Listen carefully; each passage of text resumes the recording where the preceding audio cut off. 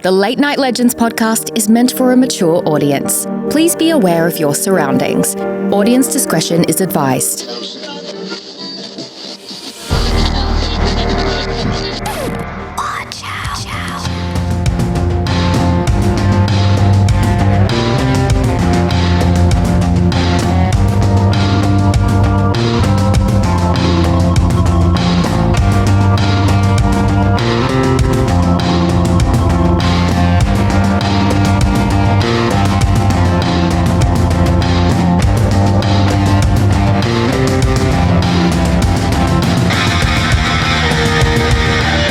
All right, welcome back to Late Night Legends, the finest show on the interwebs. I hope everyone had a happy Halloween, got a lot of candy, had a lot of fun. Tonight you're in for a nice show. We've got Frank and Ashley tonight, just a small crew. It's going to be a cozy one, so sit back, grab something to drink and enjoy. All right, thanks for that, Tim. Really quick, I do want to say very truthfully, I feel like this Halloween, more than Halloweens in the past, people seem to be like a little hungover or maybe a little sick. It's like sick season. We got a couple of people on the Legends team that are sick. Really quick, I wanted to say that tonight Maria is sick, and tonight was going to be her topic. So if you were looking forward to the Stanley Hotel and other haunted accommodations, she's going to reschedule that. We hope that she feels better soon. And in the meantime, I'm going to be doing a topic on ghosts who sought revenge, and I'm calling it the Fuck Around or Find Out edition. Really quick, I want to also remind everybody, last week we had a really awesome Harry Potter special, 2025 special. It's like our biggest show of the year. If you want to go back and watch that on YouTube, feel free to do so. But upcoming this month in November, we've got next week, Tim is going to be doing a topic on when ghosts go viral on social media, which is great. And then after that, we've got Ashley doing her very first topic, which is social media stars turned murderers. So super duper stoked about that. Do you want to mention any little teaser on that one, Ashley, by chance? I just find it really interesting that you can trust somebody on the internet until you really know and you find out who they really are. It's wild in these streets. All right, perfect. And then week after that, Colin's going to be presenting. This is going to be the week of Thanksgiving. That's our last show of this 2025. And in the spirit of Thanksgiving, he's going to be doing Native American ghost stories, which is awesome. I believe he or his wife, I know at least his wife, has some Native American blood, as do many people, as do I. And I'm going to pass it off to Ashley to give some shout outs, and then we'll get into the topic. Let's say hello to those in the chat. We've got Boovin here. We've got Tifnatius, Garden Girl, and Maya. Thank you all so much for being here. I appreciate it. Hello, we all appreciate it. We do. I forget who won the giveaway. Oh, it was Boovin won our giveaway that we had during our Halloween show. We have not shipped out your giveaway beanie hat yet for two reasons. Number one, some Ashley, who shall remain nameless, has not provided her address until today. And then the other problem is we've never shipped to Canada before. So Kay's figuring out how to address an envelope to Canada.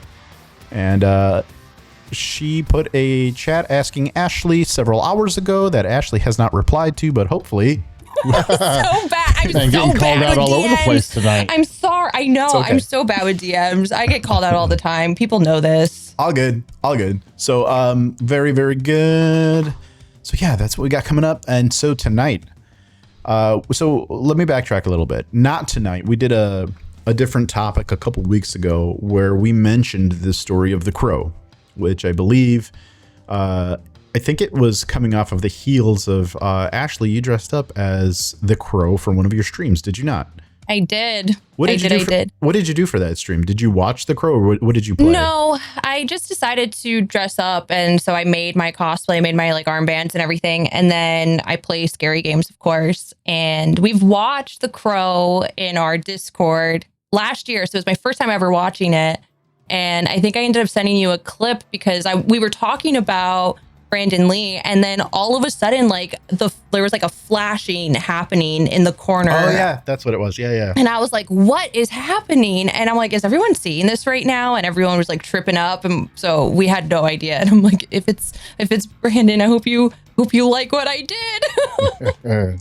Tim, you've seen The Crow? Yes, I think you have. I have, yep. Do you know the kind of the backstory or some of the things surrounding Brandon Lee and The Crow and his story? I remember what happened to him during the shooting of the film and kind of a little bit of the backstory before that, but not in the detail that I think that you're going to cover. I'm going to tell you, we're going to talk about The Crow proper later on in this episode or this show, but I wanted to kind of mention to everyone here who's listening sort of some of the real life lore. We're going to talk about movie later, but some of the real life lore surrounding that incident or the whole situation there. So short story about my father. My father is a first generation immigrant to the United States from Mexico. He's a Mexican national. And my father, before coming to America, was a martial artist in Mexico, and he was a ornithologist with a minor in biology. Really cool stuff, like a minor in horticulture. So he's a very smart man. Came over to the United States. Initially, when he came over to the United States, unfortunately, he came over illegally, and his first time here, he went to LA. And my dad, already being a martial artist in LA, wanted to continue his studies, and my dad studied Aikido. I don't know if that's how you say it. Is that how you say it, Tim? That's what he studied in Mexico, and he wanted to get into Kung Fu because they were doing that in the movies. Like, that was the trendy thing. So my dad actually went and signed up at one of Bruce Lee's dojos, which at the time was like franchising out. And he never met Bruce Lee, okay? But my dad did meet Chuck Norris, who was one of his other students who went on to be famous, as we all know.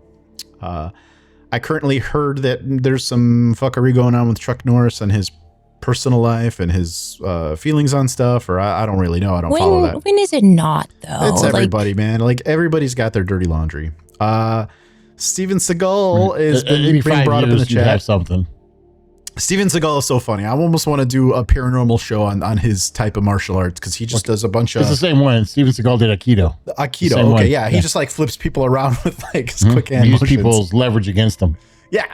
I just think his form of it is completely fake. But anyway, so my dad met Chuck Norris, trained at one of his his studios, and the rest of this information I got completely from my dad. So my dad, in his personal life, eventually found his way to Chicago, went back and forth to Mexico, blah, blah, blah, all that stuff that you guys probably shouldn't know, or I shouldn't talk about. But, coming back to Chicago, me being a kid, redacted, yeah. Me being a kid, my dad would tell me about this. So even though my dad didn't meet Bruce Lee because he was franchising his studios and Bruce Lee was not at all of them simultaneously, and Bruce Lee went on to do the movies, and I think at the time, Bruce Lee was involved in the Green Hornet project, which is, if you don't know the Green Hornet, one of the very first and one of the very only Asian superheroes for many years. I don't think as an industry, Marvel, DC, any way you want to cut it, I don't believe there was any Asian superheroes up until the 90s.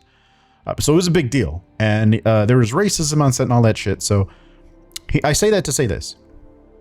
Bruce Lee was approached by some type of martial arts council, or some type of martial arts organization, who confronted him specifically for the reason that Bruce Lee was teaching martial arts to Americans, and not just Americans, but specifically white people, black people, Mexican people, minorities, anybody. And Bruce Lee's attitude was, I'm going to teach anybody who wants to learn.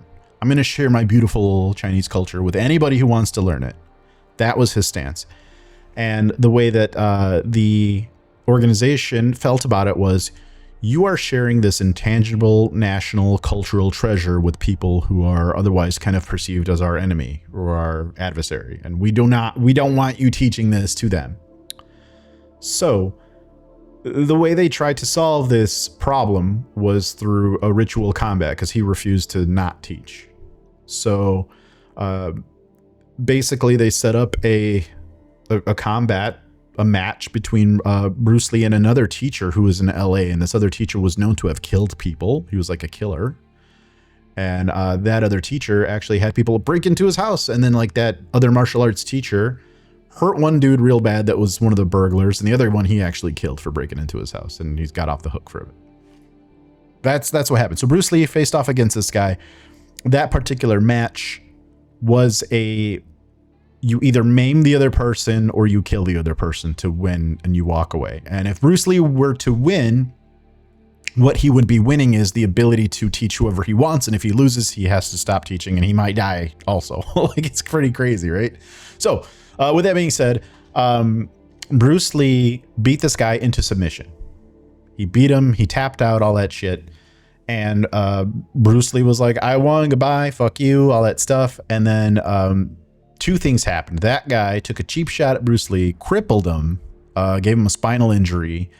And then not only, and Bruce Lee was like, I still won, fuck you guys. But that organization, the story goes that they put a curse on him. Now, within the realm of paranormal curses or curses in general, if you're talking about Asian curses, Korean curses, Chinese curses, a lot of times they're multi-generational curses. Have you guys heard of anything like this before? Yeah. I learned about it in video games. Okay. All right. Well, not only is there like multi-generational curses, in North Korea, if you commit a crime, the state, like the North Korean state, will punish you in several generations of your family too. There's a name for it. I don't remember, but basically they cursed Bruce Lee that since he still wanted to teach whoever he wanted to teach, he was cursed, and that's what they gave him, right? So if you watch some of the movies about Bruce Lee, there's one called Dragon. It's like a very loosely, I don't want to say it's super tightly based around his life, but it's loosely based around his life. That movie kind of covers the fact that he had a demon following him from birth, and then that demon was like haunting his dad. And in the movie, he has dreams where he's lucid dreaming, fighting this demon. And in one of these cool dream sequences, which I might cut in depending on how much time I have when I edit this show, there's one dream he has where the demon is chasing him and Brandon Lee, who is his son. And they only go after the males. So the movie suggests that this demon went after Dad, and this demon went after Bruce Lee, and this demon was going to go after Brandon Lee. But one of the things that happens within that movie is he defeats the demon. Great. In real life, what is said to have happened within the inner circle of the people who knew Bruce Lee but were more, grandiose about his life. They said that the demon was not after his dad. The demon went after him, and it was a demon as a direct result of the curse that they put on him for trying to teach people martial arts. So his official death, and this is according to his wife and all these people at the time, the official death was that he mysteriously went into a coma and died. That's it.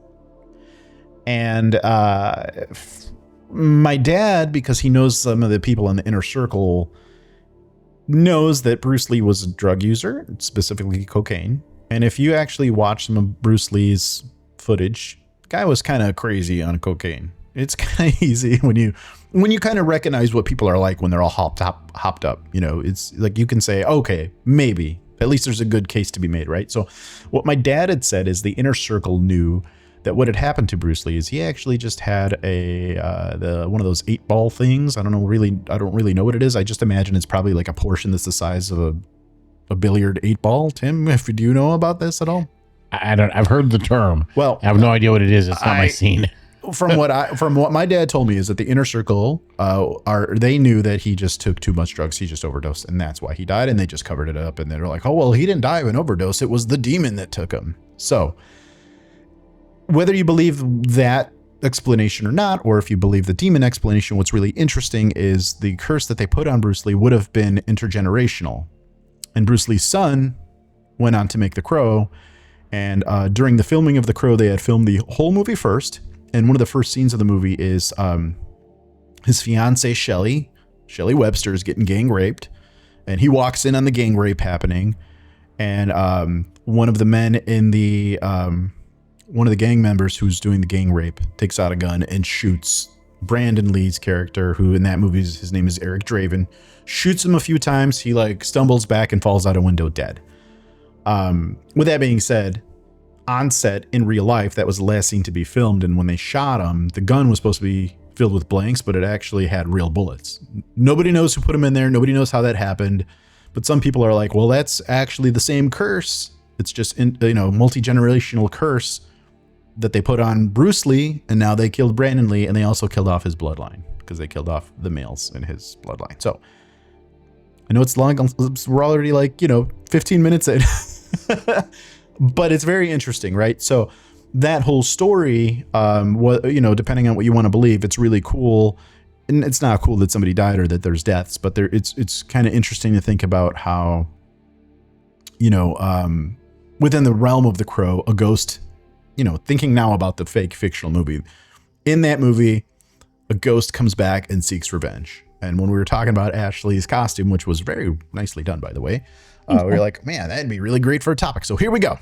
We're going to open up with one that Kay suggested that she wanted to talk about, which is King Tut. Now, how much do y'all know about King Tut? Now, have you guys seen The Mummy? That movie, is King Tut in that movie? I haven't even seen that Brendan Fraser movie. Is he in there? Not in there. I don't think so, no. Okay, perfect. Great. So I know I don't have my lines crossed. So I don't actually know much about him. Within the Egyptian culture, but yes. within the realm of like paranormal stuff, I don't really like The Mummy for some reason. I don't like Egypt stuff in general for some reason. There's something about me. I'm like, I just get kind of bored with it. King Tut. So his actual name was Tutankhamun, and I hope I'm pronouncing that right. And he lived in Egypt between 1332 and 1323 BC. Is that correct? That sounds pretty correct.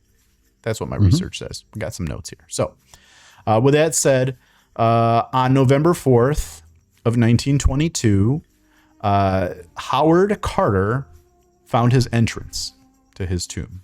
And then on November 26th, which is a couple weeks later, the tomb was actually open, and they said it was 3,000 years that it was undisturbed. If it was your tomb and your royalty, would you be pissed? Like, that's supposed to be your eternal slumber. Do you think, let me ask you really quick, would you be pissed? I'm going to be asking you these questions as we go. Yeah. Don't disturb my slumber. Yes. No. I think if I was sleeping that long, I'd want to wake up. Yeah. Yeah. I Enough love is sleep. enough. Enough is enough. Yeah. I mean, I'm a heavy sleeper though, so I don't even know if I'd don't wake like up. sleep. I wake up without an alarm every day. It's odd. I used to be a really heavy sleeper. I used to love sleep. I used to sleep like, if I was allowed to sleep for as long as I want, I used to sleep like 14 hours or 12 hours a day. If I was allowed to do it. Now as an adult, I'm a light sleeper. I sleep only 4 hours, and it's probably not a good thing. We've talked about this. I have really bad insomnia. So if I'm on a routine, let's say I'm on a routine, I have to wake up at 6 a.m. 5, 4, 3. I'm going to sleep at 2, like clockwork. And I don't plan it, and my body just won't sleep. And it's not that I'm staring at a screen or anything. Anyway, so so the idea is that people disturbed his resting place, and it, along with a lot of other things that are related to Egypt. Egypt has a lot of cursed artifacts surrounding them. So like if you're taking something from Egypt that's like an artifact, a lot of people say that those artifacts can be cursed. We did a show on the Titanic. And one of the theories that I didn't know about the Titanic was there's a theory out there that there was a Egyptian artifact that was stolen and was being transported on the Titanic. And that's why it hit that fucking iceberg and sank, because cursed artifacts on board, you can't take it. So let's talk next about for King Tut and opening his tomb, who fucked around and who found out. That's the next part of this. I'm curious. How did they find out? I think that's the best. How did King Tut get his revenge? First person here I've got in my notes is George Herbert, who is the 5th Earl of Carnarvon, if I'm saying that right. He's the one that financed the excavation, and he helped open the tomb, and he shortly died after because he was infected with from a mosquito bite. He had blood poisoning from a mosquito. And the legend said when he died, all the lights in Cairo and at his home shut off for a bit. So people say because he financed the expedition, that was revenge from King Tut. One of the things that happened. Do we know why he didn't want his tomb to be open? Like, did they ever seal it with some sort of like voodoo to like not disturb? And if you do, I think that's all within the hieroglyphics, right? I think like they spell out like they bury you with your servants so they can serve you in the afterlife, and they bury you with treasures and a bunch of stuff. And you know, if you have servants, they bury them like alive alongside you. Tim, does that sound correct? If I'm remembering that right? Oh my God, I was going to say bury me with my cats, but no. Egyptians worshipped cats as deities. So I don't think they would have buried them. I think they're too important to be buried. Great. So next person is Sir Bruce Ingham. That first guy, he was gifted a paperweight from a mummified hand wearing a bracelet that says, "Cursed be he who removes my body." Okay, so that's the second person. That's what happened. He had an artifact there and it had that inscription. Well, Mr. Bruce Ingham's house burned down when and also flood damage happened immediately after too. He didn't die right away, and he suffered those couple odd disasters as a result. So as soon as it was made known that he had this sort of bracelet with that inscription, I think it was like a lightning situation where like lightning struck and then the flood at the same time. So it was burning and he was drowning at the same time. And he didn't have an instant death. He suffered also. So that's great. Also, King Tut, his kill count is 2 here. Ashley, you good? I was just like, damn, you had a fire and a flood and they couldn't like counteract each other. Like you literally. There's a subreddit out there. You guys use Reddit at all? I forgot what this subreddit is called. I think it's like fuck this one in particular, or like fuck you in particular. And it's filled with stories like this, where it's like, for no necessarily like a specific reason, fuck that in particular. Next one. Hugh Evelyn White was a British archaeologist who was the one that visited and helped at the site. He died by suicide in 1924, and it was said that he had written in blood. He wrote this: "I have succumbed to a curse which forces me to disappear." He wrote that in blood before unaliving himself. So that is a strong. So like, would that even be King Tut doing it, or that's like he was hearsay? Well, it's weird to write that in blood, and you're one of the people working at the site. It's weird to die, write that in blood, and it's like, oh well, he unalived himself, but he wrote that in blood. No coincidence there. Or no relation. He did that coincidentally. Egyptians would actually bury their cats and be mummified the same as the owner because of the high praise of the cats in Egyptian culture. See, like I had that part wrong. I knew they worshiped them. I didn't know that they buried them too. I thought they would be too important to be buried. If I'm worshiping something, I'm not going to bury them alongside me. They get to live their whole life. No, I would be my cat's litter box. Like that's how much you're worshipped. I just imagine like if you're dead and mummified, you know how like cats will do that thing where like they'll scratch a pillow to like and they just like start peeling away your bandages. Yeah, they're just like scratching your face up. Oh man. Well, you wouldn't really have your organs because they take those out. That's true. Next person on the hit list here for King Tut is Richard Bethel. So he was Lord Carnarvon's secretary and the first to enter the tomb after Carter, and he died in 1929 under suspicious circumstances. He was found smothered in his room, and there's an article about him that I'll put in the notes here while I cite my sources, but there was a bunch of unexplained fires at his house, and he was storing artifacts at his house. So here's a guy, has a bunch of unexplained fires that didn't kill him and didn't burn down his house, but he's got a bunch of fires that he's reported. He's keeping artifacts at the house, so he's like, oh, I think I'll just take this for home. And then they found him smothered to death. So that's one where people are like, oh, there's another kill count for King Tut. I think we're at 4 or 5 now. Next one here is James Henry Breasted, who was an Egyptologist on Carter's team, who was the team that did the opening of the tomb. After visiting Egypt, he returned home to find his pet canary eaten by a cobra, but still in the cage, which, if you didn't know, canaries dying are very bad symbolic omens, so are snakes and stuff like that. And then he died immediately after that happened. So he saw the omen, reported the omen, everybody knew about it, and then he immediately died himself. So that's another one where people are like, that was probably King Tut also, because he was on that team. Fuck that guy also. Like, you'd think he'd want to quit after that. Just be like, I retire. It's fine. You know, you figure if you're on that team working at that site, people around you start dying. Are you going to be safe just because you leave? Because like the damage is kind of already done, right? Do you think it would help you out if you were just like, okay, I'm off of this project. I renounce my role here as a archaeologist. Well, what I learned in Final Destination, that if you murder someone and succeed, the curse is no longer attached to you.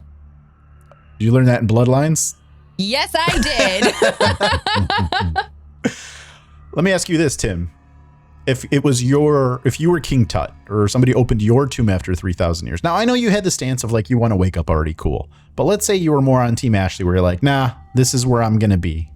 I'm rich enough. This is where I want to sleep. And somebody opened it up and you decided to kill off all these explorers and archaeologists that opened your tomb. Would you stop? Would you not kill somebody who was like, oh man, I'm getting out of here. I don't like this at all. Nah, I'd go after all of them. Okay, great. Because I think every last one. I think I would too. Fuck him. Yeah. Especially because he was only like, he wasn't even 20 when he died, right? So he's young, immature. Yeah. Probably just wanted Reckless. everybody. Yeah. Big brass Pretty balls, young probably. king. Whatever. Yeah. Yeah. All right. Pink. Based on time, I had a couple of here that I was going to kind of put in the middle that are interesting, but I really wanted to talk about The Crow because that's maybe my favorite ghost revenge story, even though it's fiction. I will say that a lot of these things where a ghost may have sought revenge and succeeded either go unreported, or it's hard to kind of link like, oh yeah, that might have been that ghost that did that murder or pushed that person off a ledge or whatever. Who knows? If a ghost decided to seek vengeance on you, how would that look after they found your dead body? Like, would people know? Would people are like, oh yep, that's Ashley's husband, that's who killed her. He made her choke on that muffin or whatever, he pushed her down the stairs, like how there's no way. Chokes on a muffin. I don't know. So, let me see here. So really quick, upon doing my research on ghosts who seek revenge, I came across these ghosts in the Japanese culture called Onryo, and they are vengeful spirits in folklore, and they're typically women who died, betrayed, abused, humiliated, and they return from the afterlife to get revenge on the living. And they're not benign. They don't just haunt. They actually actively and proactively punish, cause madness, misfortune, and death to anybody that's tied to their grievances. And then the rage transcends being personal, and their curses can devastate entire families, generations, even towns. And they're traditionally depicted with long black hair, pale skin, white funeral robes. And the Onryo embody Japan's deepest fear, which is the injustice that festers beyond death. And the wronged will never rest until the balance is restored. And there's been several movies made inspired by these particular ghosts, including like The Ring. So I thought that particular topic, I didn't want to just summarize here in 10 minutes. I think that, that could be one that we could do a whole big show on and talk about all of the things within fiction that are inspired from that. So I did want to honorably mention it though, because while it's not one specific instance of a ghost seeking that revenge and that vengeance, I thought it was really cool that I guess it happens so frequently that it's embedded in the culture where they talk about it and think about it, and it's kind of cool. At least I think so.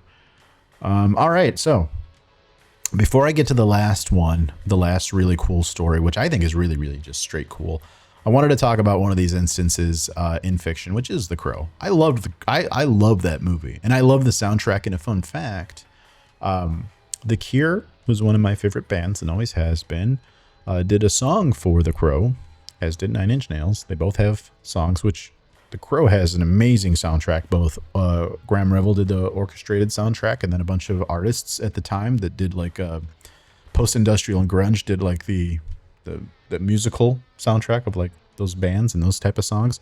Both are amazing. And they actually just released, I think 2 years ago, they released like a deluxe version if you like orchestrated stuff. I definitely do. But here's a fun fact about Late Night Legends. I like the Cure's song Burn that they did for The Crow so much that I want to say like 95% of our episodes have that song as like background music during the show. And if you're wondering what song that is, there's a song that plays when Brandon Lee or Eric Draven, his character, actually puts on the makeup and he smashes the mirror out of anger. He realizes that he's there to get revenge. That's the song that plays during that sort of suit up scene, or that transformation scene. Is really badass. And we play that. There's a couple songs that we play almost every show, but that's one of them. Really, really cool little fun fact. That'll tell you how much I personally love The Crow. So with that said, what is the story of The Crow? Well, Eric Draven and Shelley Webster they live in Detroit, And there's a gang in Detroit who celebrate Devil's Night, which is the night before Halloween. And on Devil's Night, the big thing is arson. So every Devil's Night, they light a bunch of buildings on fire or cause a bunch of mayhem with specifically fire and explosions. And, you know, that's sort of their MO. And then I guess leading up to the movie The Crow, they hadn't really done anything super spectacular for Devil's Night. So the gang leader, whose name is Top Dollar in that movie, he's got like he's the guy with the ponytail. Actually, if you remember that guy.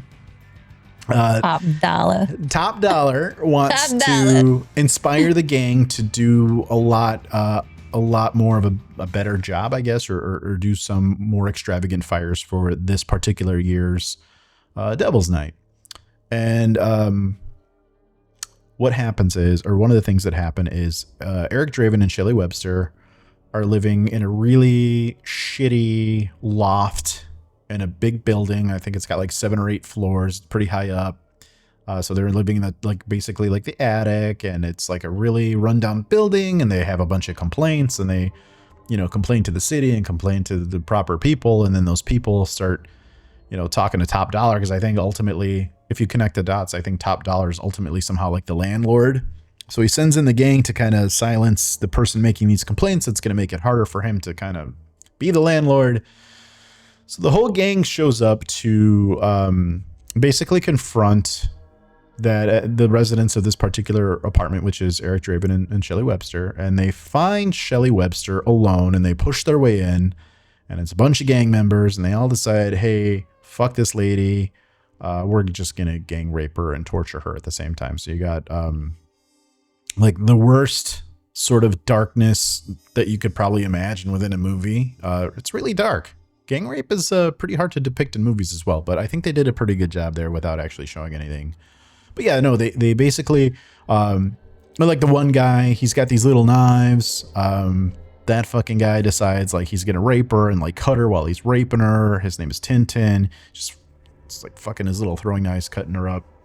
And so during, I guess, the last person that's gang raping her, Eric Draven, who I mentioned earlier when I was telling the story about Bruce Lee, walks in, sees them, gets all shocked, then they shoot him, they kill him, and he falls out the window, and he dies when he hits the ground. He probably dies from the gunshots anyway, but, you know, he hits the ground, he's jelly. So they take him away.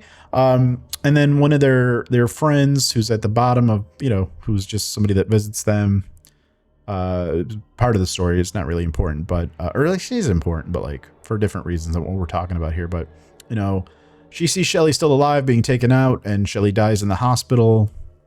The story of The Crow is Eric Draven dies in that moment, but comes back a year later, a calendar year later. The Crow brings him back to seek vengeance on all the people that killed Shelley and killed him.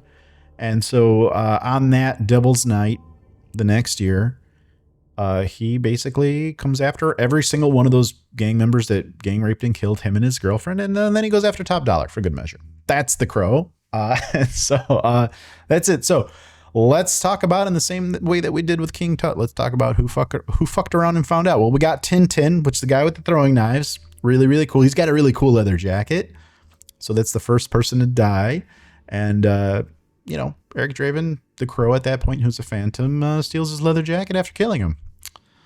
Then you've got this heroin junkie who's a very nice leather jacket. It was it was like a leather trench coaty jacket, which was kind of big in the 90s. Do you guys remember when those were big?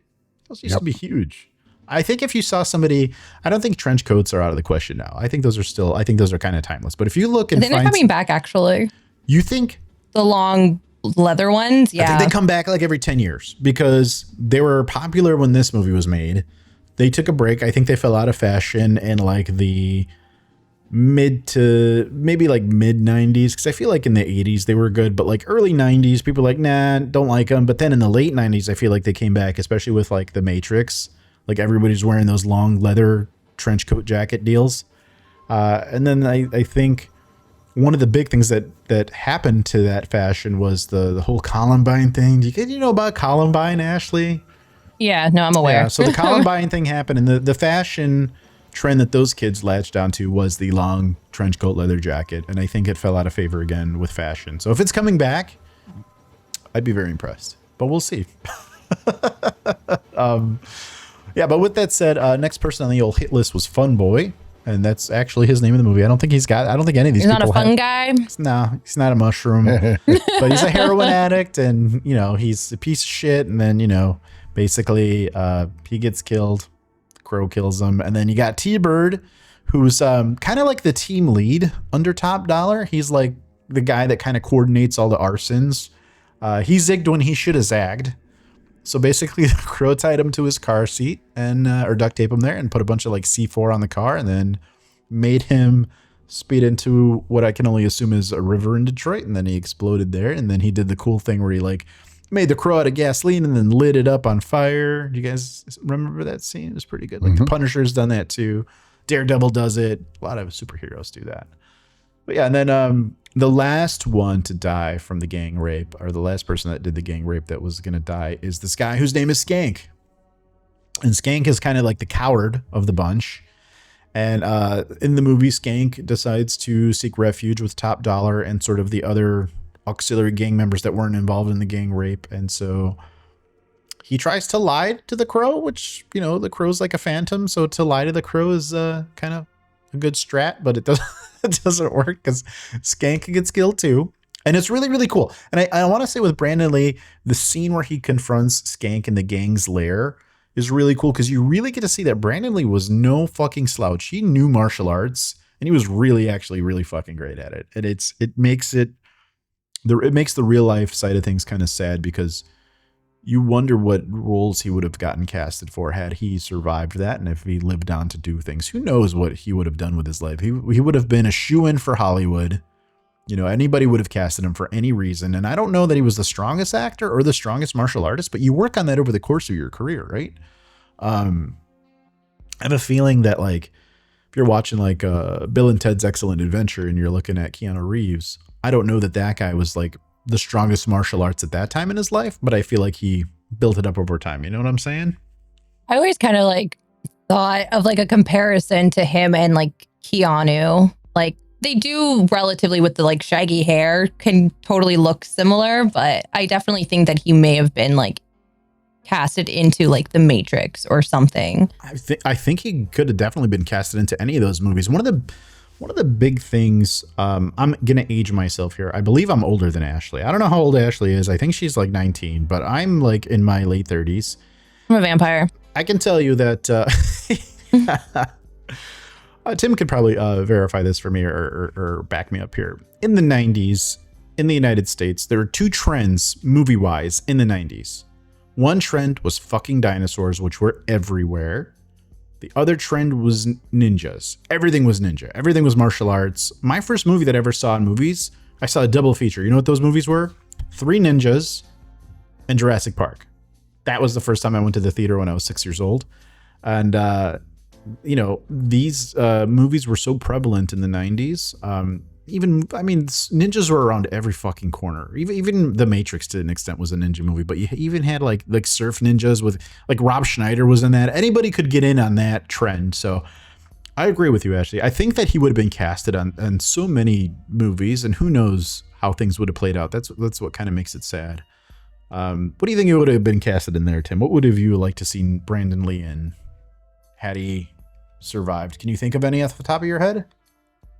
I mean, there were a lot of, like you said, there were a lot of ninja and karate type movies back then. Yeah. So he could have been in a lot of things. Kung Fu was all, and not just Kung Fu, but I think Kung Fu was like the big thing that everybody knew about in karate. But like, that's when like Steven Seagal made his rise, right? Like Steven Seagal, you had Jeff Speakman, you had Jean-Claude Van Damme, you had, Chuck Norris. I mean, all those guys were in a ton of movies, right? So yeah, it was a gold mine, man. You had so much of that on TV too. You had Ninja Turtles. Like even the cartoons had ninjas, right? Even comedians, right? Like Chris Farley, right? Like in Beverly Hills Ninja. Right? We talked about Beverly Hills Ninja. We did, yeah. It's an awesome movie. It's hilarious. The sad part is like they don't make movies like that anymore because it's so not politically correct. But I'll still have a laugh in the spirit of the comedy because I don't, that's a complicated comedy topic, should be exempt from that, right? It's comedy. Yes. But yeah, a lot of those movies in the 80s, karate and ninjas and stuff like that cross into even other genres of movies. And one movie that I like to think about when I think about the 80s is like Police Academy. Yeah. Ashley, have you seen Police Academy? No. Please put I it have on not. your list. Please watch it with the Evil Bread community. Please. Promise me you'll do it. If you need a copy, I will. Who was it? Was that Steve Gutenberg? Steve Gutenberg. Yeah. But there's a guy in that movie. He's a cop. He makes a bunch of different sounds. I think his name is Jones in the movie. And it's somehow, for some reason, this guy, his whole shtick is like he makes noises with his mouth, which is he's a very talented actor who could actually make those noises.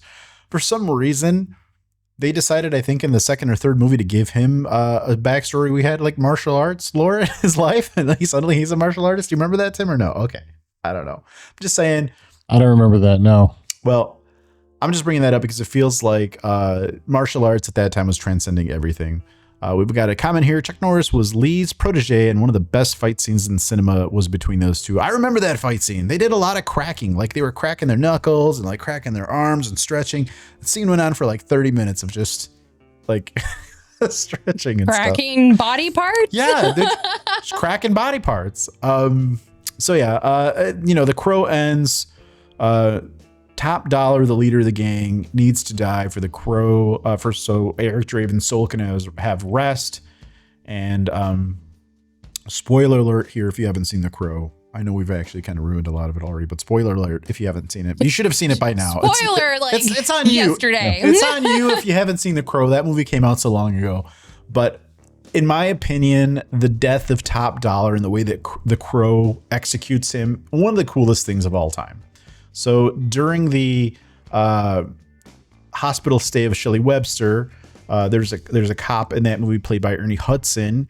He stays with Shelley during her hospital stay, and she dies from the pain from the gang rape and all of her injuries sustained. So during that time, he's witnessing all of her pain, feeling bad and feeling remorse and, feeling empathy, all these things.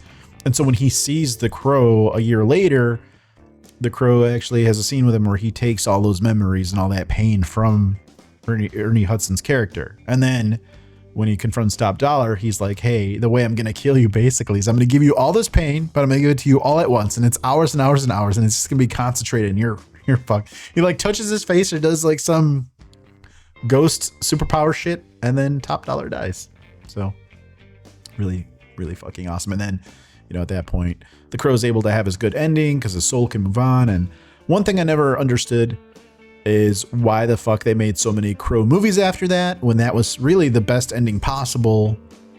And I know because it's also based on a comic, right? So there's probably like many tellings. Yeah, it was like I think they should have remade, if they were going to bring the Crow back, they should have done it on the female Crow. Yes, a lot of the comics, from what I understood, we talked about it when I was a freshman in college. A lot of those comics, and I haven't read any of those graphic novels, but a lot of them I understand are from women losing their babies.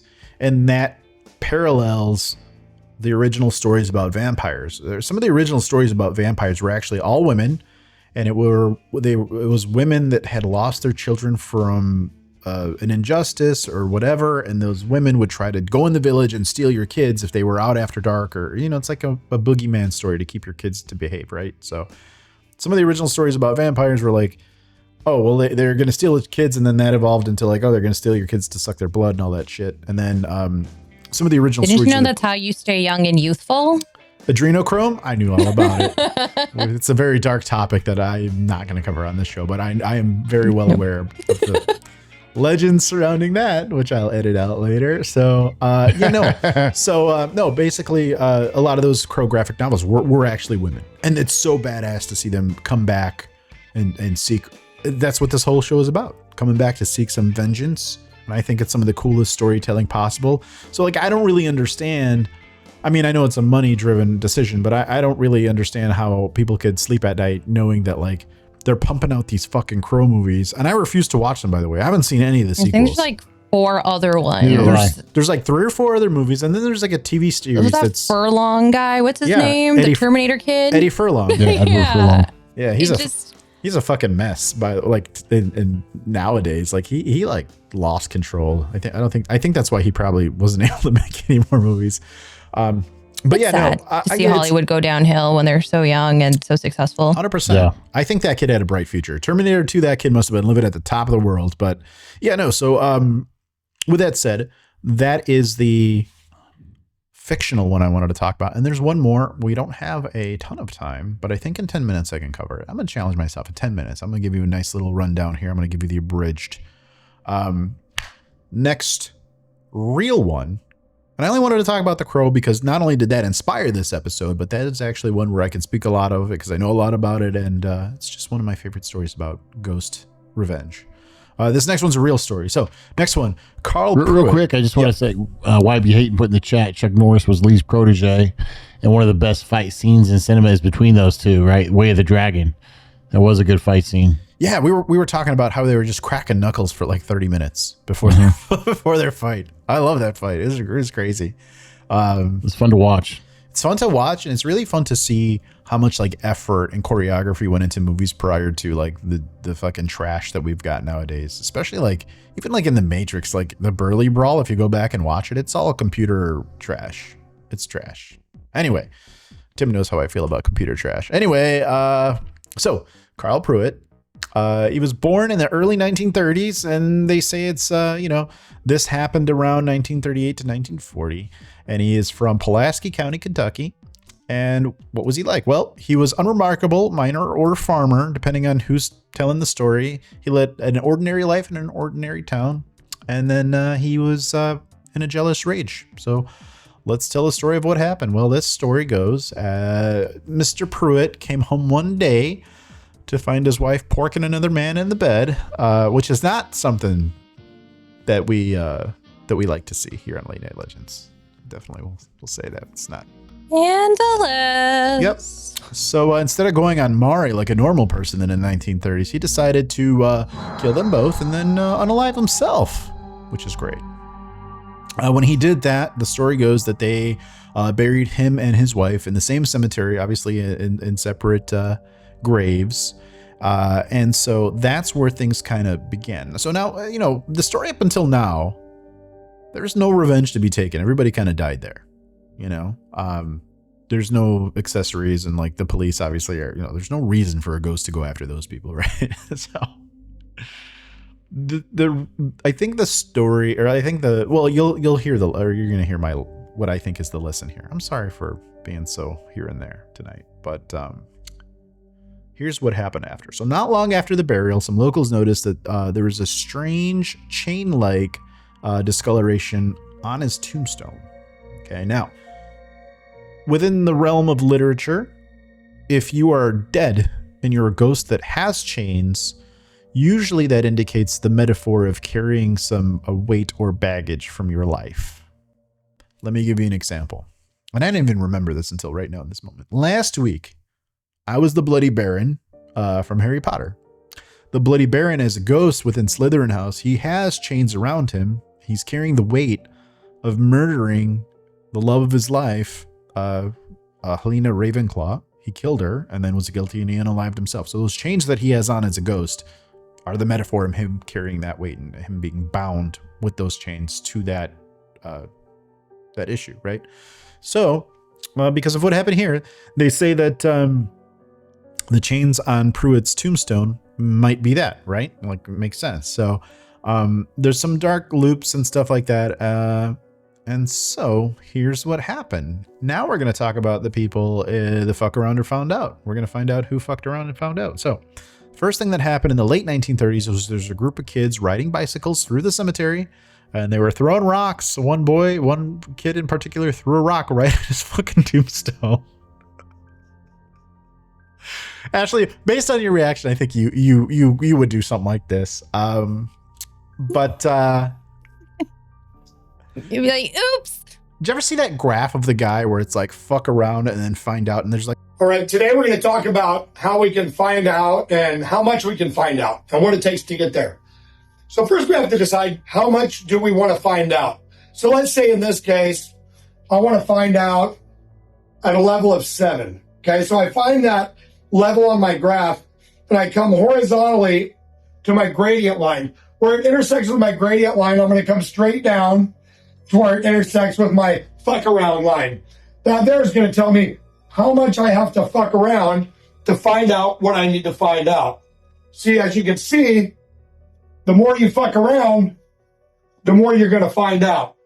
And also, if you stay down here and you never fuck around, you'll never find out. So I hope this lesson is helpful. Thank you. A point in the middle where they intersect. Let me tell you what happened to this kid. On the way home, the kid riding his bike, the bike chain snapped. And it happened to snap in a way where the bike chain threw itself up, like snapped off, the bottom part of the wheel, came up and then strangled the kid. It wrapped around his neck, killed him instantly. Okay.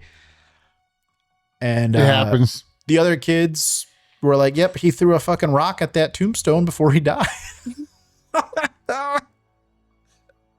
And then the chain made a comeback. Right. So then the boy's mother, enraged. Okay. So like she fully was bought in. This ghost killed my boy. And I'm pretty sure she, had the thinking like, okay, well, the punishment was not befitting of the crime, which is like, he just threw a rock at your gravestone, man. Why did you kill my son? So she went to the cemetery with an axe and smashed his gravestone. Okay. You might be thinking, well, she fucked around. Did she find out? She sure did. The next day, she was found strangled by her own clothesline. And the way that it strangled her, it looked like it was links in a chain, is what they say. So she fucked around and found out. We got Tiffinatius saying never riding a bike again. Well, I think you can ride a bike, but just don't ride through Throw a rock. Don't be throwing Don't rocks. throw rocks at tombstones. Yep. Yep. So we got that one. So next person who fucked around and found out. A local man boasted that he didn't believe in the curse or curses in general, and he decided to visit the grave and took some photos. And now by this time the gravestone is smashed, right? But he's like, nah, man, I'm gonna fucking go take some pictures because fuck that grave. Fuck these curses. They're not real. Okay. So he did that. You guys want to guess what happened to this guy? She found out. He found out. That's the right answer. Ashley, you want to? I was just thinking like death by giant paper cut or something from the photos he developed, but So here's what happened. So if you remember the story with the kid, he threw the rock and on his way home, he fucking died from the bicycle chain, right? Okay. Something similar happened to this guy. So this guy was like, yeah, fuck this tombstone. I'm going to take some pictures of the grave, whatever. Driving home, he loses control of the car and crashes it through a fence made of linked chain, and the metal sliced right through his throat.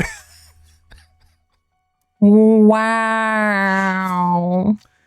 It just sounds kind of cartoonish and wacky. But This he a lot just of like took a coincidences picture. here. He didn't actually do anything. Well, he was disrespecting the memory Yeah, of the actually, don't dead. do that. Yeah. Yeah. What were you saying, Tim? I said just a lot of coincidences. Yeah. I mean, a lot of these people, it sounds like a lot of these people fucked around. And found These are out. normal accidents. You think so? No. But they all three No. all three deaths have like something immediately prior to the death happened because of the cemetery in this grave. So that's why they're kind And of. they all died in the same way. I'm pretty daring, but even I would avoid this grave at this point. Yeah. All right. So the last person that fucked around and found out. But wait, there's more. There's one more. Oh, yes. There's one more before we close this one up for tonight. The sheriff. So the sheriff was the one that was investigating these deaths. And his problem was that he was just mocking the whole thing. He's like, yeah, that shit doesn't exist. This is all funny at this point. He'd show up to the deaths. Look at these people died. It's unrelated. Like, he's got a cigar. He's like, fuck all this. It's not real. Curses aren't real. That's what he did wrong. He found out. So, how did he find out? Yeah, how? I want to know. Ashley, do you want to take a guess on how he found out?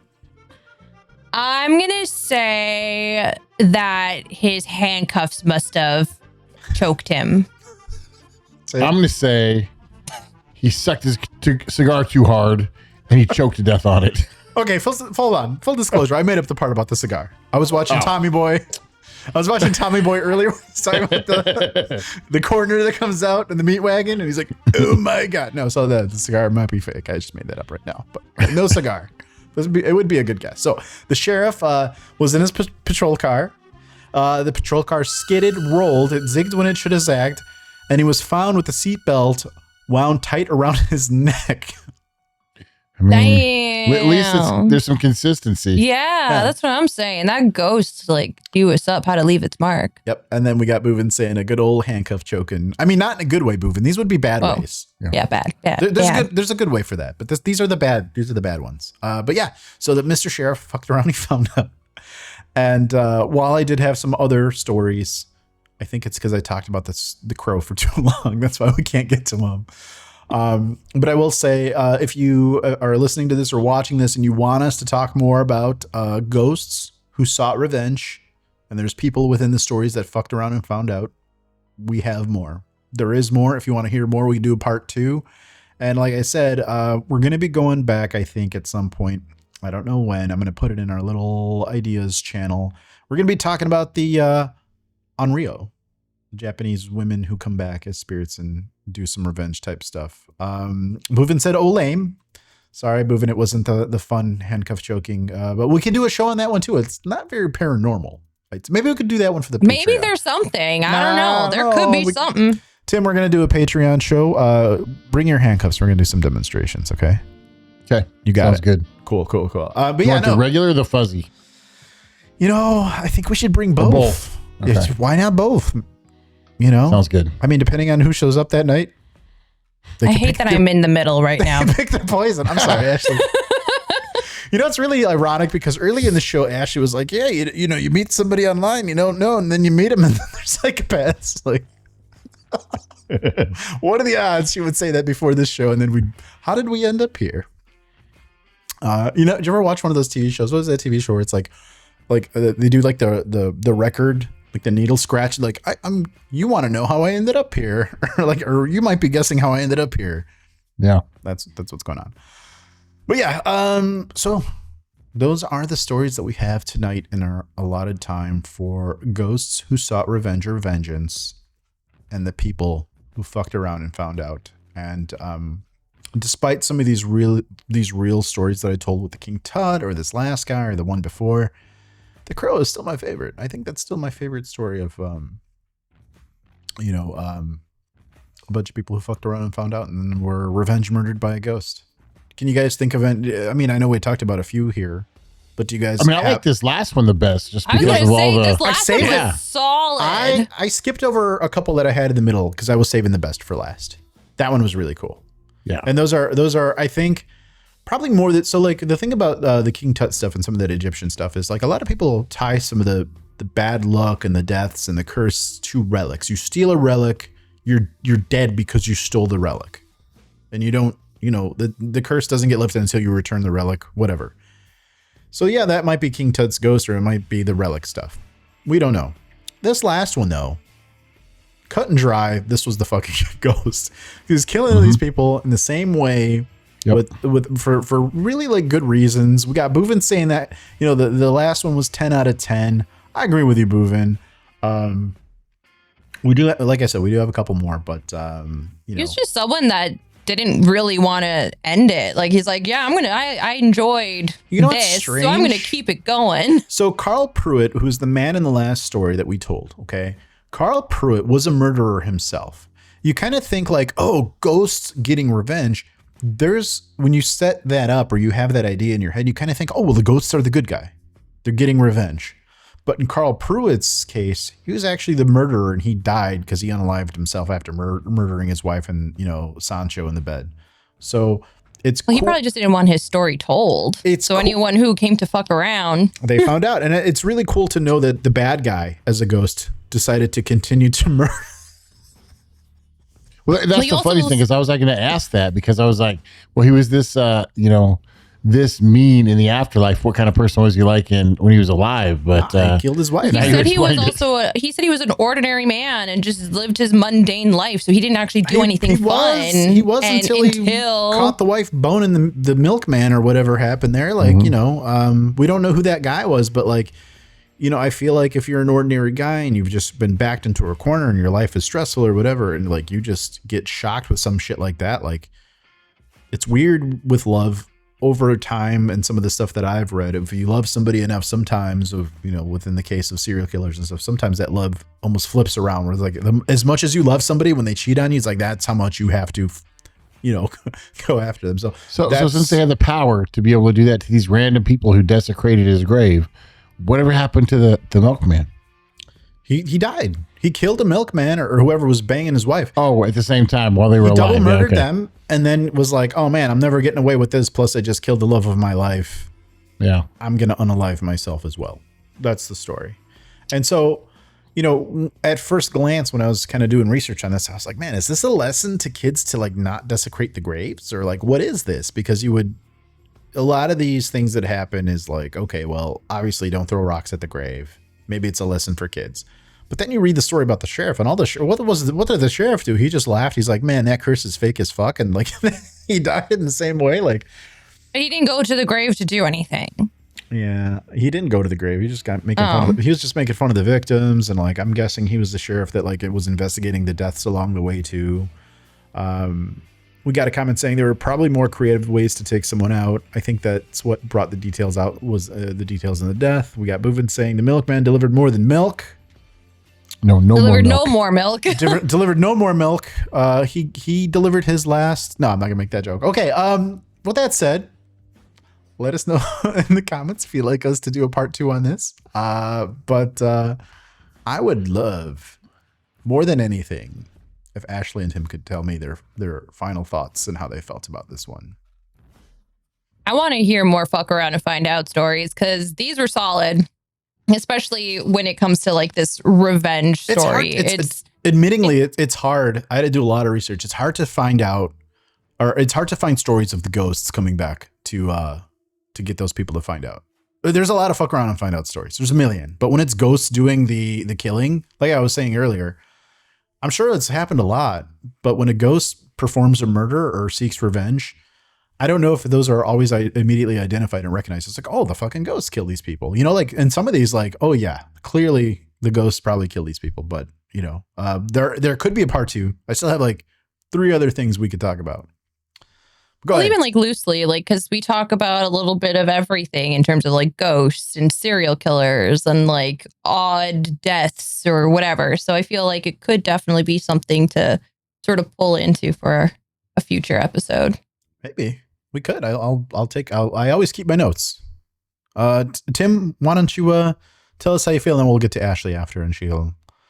Yeah, no, I agree with Ashley. I thought it was fun. I think these are a lot of fun to hear the revenge stories, and I still think that last one was the best. Right, hearing all the different ways that the revenge was taken with the same result, just in a different manner. Right. So I think this topic. I think it really very interesting. Yeah. I think it played in my favor too, because Ashley just got done watching Final Destination Bloodlines, and it sounds like a lot of shit that happens in that movie. So I said earlier, I was like, well, you can cheat death by doing this. Don't actually. Okay? Don't do that. Murder's bad. Need to put that out there in case someone's listening. Ashley, I would really like for you to give us a rating of how much you like that movie. Whatever rating system you'd like to use, give us a rating for Bloodlines, and then give us your final thoughts on this whole topic. Okay, Bloodlines, I honestly very much enjoyed it. I thought that they were very creative. I think all the Final Destinations are extremely creative in the sense, but like it makes me extremely paranoid to be around regular objects after watching it, because I'm like, what's going to happen now? But I will give it 4 bloody high fives out of 5 for that film. I thought it was really good, especially how they kind of went through the whole family line and how it got there. So I thought it was interesting. And I liked some of the callbacks. So if anyone does want to watch it, there's some really cool callbacks. And I loved that. It was my first Final Destination. And I watched it. I didn't hate it. Watch the original. I didn't hate it, but I don't know if I'd watch it again. I liked it, but I don't know if I'd watch it again. Sometimes we watch a movie, it's a one-time watch. I watched Bring Her Back this last weekend. If you've seen Bring Her Back. Oh, we watched that too, yeah. That's a movie where I like like that one was hard for me to watch. I had to take some breaks. Like that was hard to watch. So like that one I'm going to file under liked it, but never going to watch it again. Yeah, that one was a little messed up, but we ended up watching that. Or Okay. I forgot when I did, but yeah, anyway. But yeah, I enjoyed this topic. Like I said, I would love to see an expansion in this realm. I definitely do not want to ever fuck around and find out. Going to someone's tomb, I'm not opening up anything. It stays closed. It's like you see what happens in Hellraiser when you open the box. Oh, yeah. They come. So that thing is sealed shut, forgotten, maybe respect, but... Did you see the new Hellraiser remake that they put out on Hulu? I loved it. I loved it. I loved that one. I know a lot of people didn't, but I think I enjoyed it because it was a unique story. I didn't really care too much for some of the acting in it, but I thought that it was creative. It's some good ideas there. And the special effects. I love practical effects. Yes. Ugh. I'm going to ask you both a for it. question really quick, but I want to read Boovin's comment first, which is there's usually a cop or sheriff involved in a scary movie or story, and it makes the viewer feel unsafe. It's very fun. Perfect. Here's my question to you, and this is less on the ghost part of this topic and more on the fuck around and find out. Let's say that you did fuck around or find out. I want to ask you guys both personally. We'll start with Tim. If you were to find out, how would you be fucking around? That's what I want to know. What would you be doing? And you're like, well, Tim found out. What would you be doing in the first place? That's really what I'd like to know. I mean, nowadays, Tell me how you're fucking around, Tim. Oh.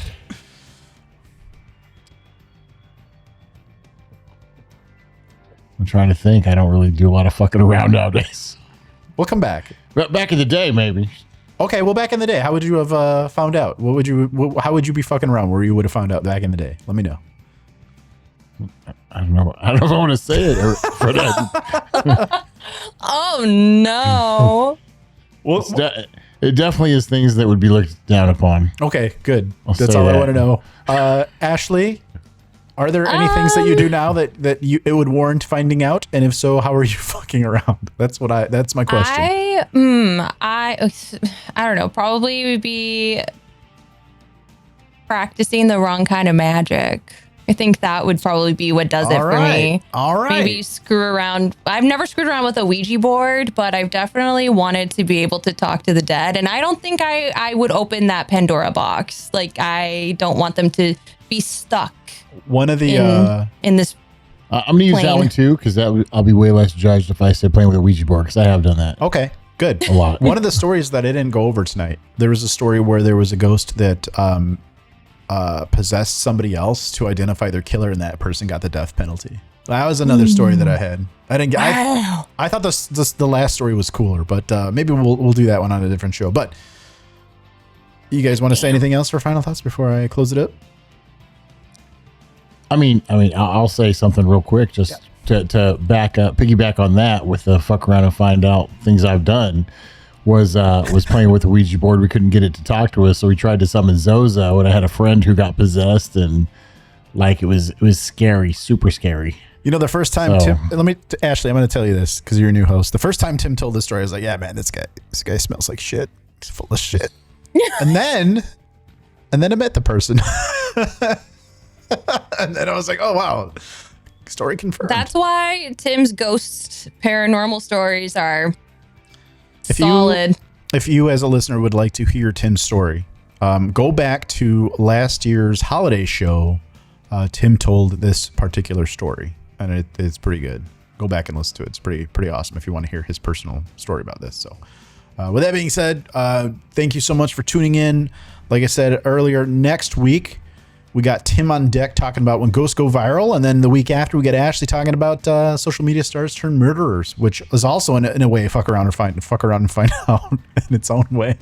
We're both doing like social media stories. Look at us. Yeah, Heck yeah. You're like influencers. And look, YB Hayton just said that they played with one of those solo and it talked to them, so never again. Oh They god! fucked around And and once you found have a out, too. Ouija board, you can't get rid of it. Yep.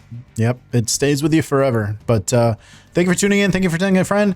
Thanks for, I think the biggest protector of you would be your mom telling you how you're fucking around so you don't find out. And we'll see you all next week. But until then, have yourself a wonderful weekend, and we'll see you then. Take care, everybody. Bye. Bye. Bye.